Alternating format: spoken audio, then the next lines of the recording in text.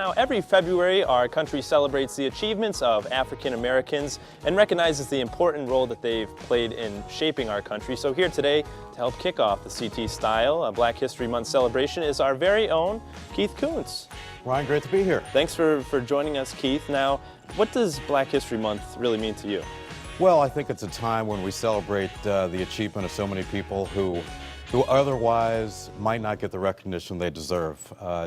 I think a lot of times history tends to overlook people of color, and one of the real important reasons why February is Black History Month, it gives a time for the society as a whole to really look at the achievements of people and the contributions they've made to our greater society. Now, being in media, how do you think the media plays a role in racial profiling or in some of these larger cases that have been so, out there this year? Yeah, that's interesting because later on tonight, I'm taking part moderating a forum at Quinnipiac University, and it's dealing specifically with race and law enforcement.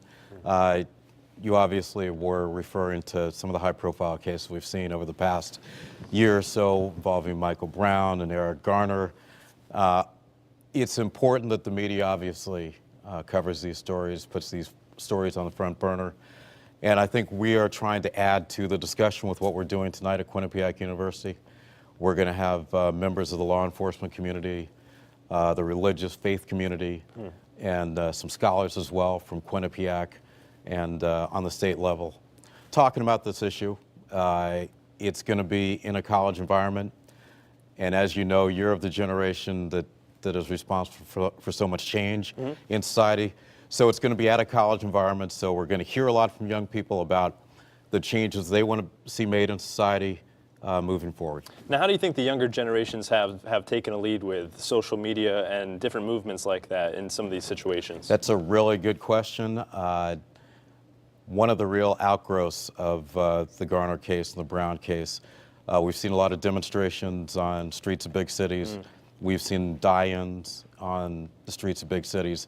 A lot of these movements were organized on social media, whereas in the civil rights struggle of the 60s, there weren't these kind of means to organize. So now a lot more is being organized by young people on social media, and that's really moving this whole episode forward. And now you have some other events coming up. Wednesday, February 11th, you're going to be talking at Eli Whitney High School. I am looking forward to it. They've asked me to be the keynote speaker for their Black History Month program. It will give me a chance to talk to young people. That's something I always enjoy. About achieving their goals that here in 2015, obviously, anybody can achieve anything in this society. We have an African-American president. We've seen an African-American Secretary of State. So any goal that's out there can be achieved, and that's kind of the message I'm going to try to bring forth. Now, obviously, you being somebody that almost everybody here in Connecticut knows or should know, Keith. I hope so. What advice do you have for people that are in these situations in the media? Because I find it very interesting sometimes how the media can put their own spin on it. And as somebody in the media, do you think that they've really given these cases justice? Well, I think the main thing that we are all striving for and that we need to see more of it is more diversity in media. So you've got a lot of different opinions bringing issues to the table. I think if we don't have that, you run the risk of a single way to look at a story. Sure. But when you have diversity, you have people who come from different aspects of the community.